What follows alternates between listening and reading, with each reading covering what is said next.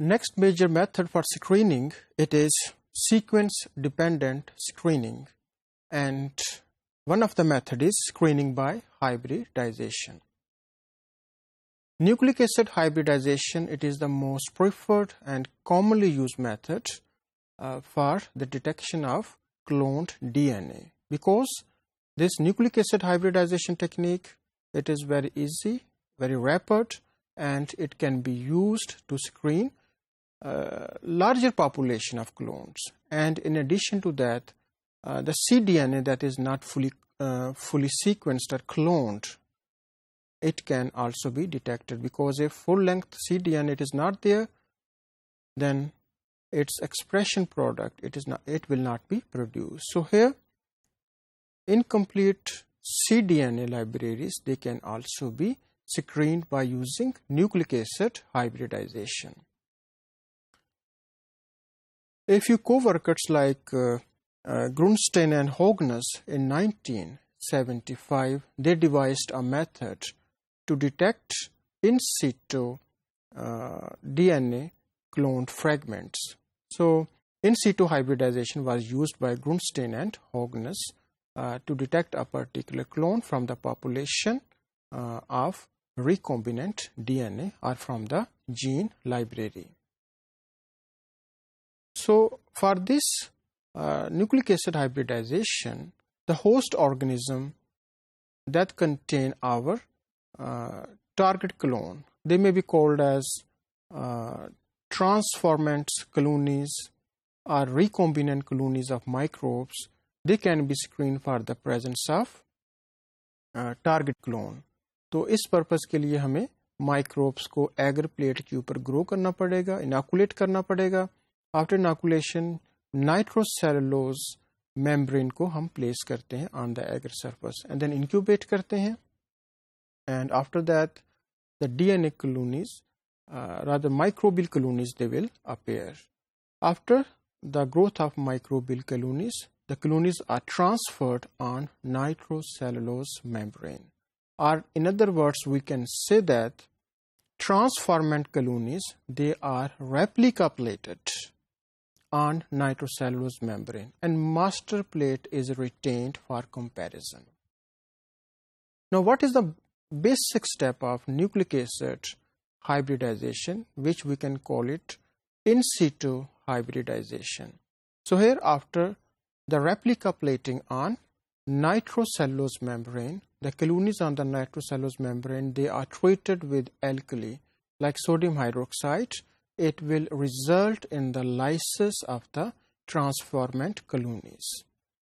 After lysis, the colonies, they will be lysed, or the DNA it may be denatured, and after that step, the alkali it is neutralized, and the DNA it will bind firmly to the nitrocellulose membrane. After that, the lysed products, they are treated with proteinase K that will degrade the protein, and after that, the membrane it is incubated at 80 degrees Celsius, and that will again firmly bind the DNA with the nitrocellulose membrane, so that after subsequent washing, DNA will not be removed from the membrane because of its high affinity. Now, membrane it is bound to the nitrocellulose membrane, and after that, the DNA probe that is complementary to the target DNA, it is being used. So nitrocellulose membrane, it is placed in a solution that contain our probe. Now probe, it is a oligonucleotide sequence that is complementary to our target DNA, and it is labeled with some radioactive substances.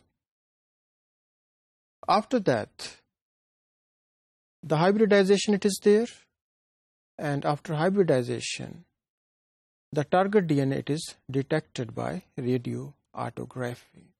So this may be the basic step for in situ hybridization.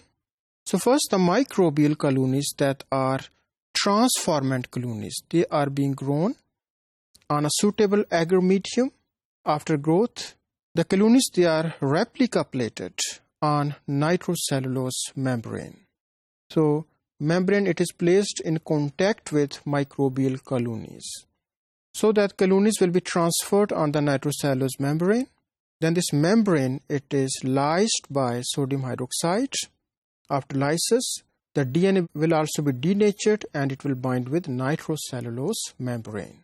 After that, it is neutralized, treated with proteinase K to degrade the protein and subjected to washing steps. Now we have pure DNA that is baked at 80 degrees Celsius, so that again it is tightly bound to the nitrocellulose membrane. After that, we will get a DNA print here on the nitrocellulose membrane, and then the hybridization step is performed with radio-labeled probe, and then it is detected with autoradiography. Suppose this is our colony of interest that contain our target clone, and here it is detected, and now from the master plate, this colony, it is picked and it is subjected to further screening. So this is the basic outline for in vitro or in situ hybridization. As I told you that after hybridization, DNA fragment, it is detected by autoradiography. Autoradiography, it is a technique in which we use X-ray film to detect our radio-labeled probe. And positive radioradiographs, they are selected and screened further.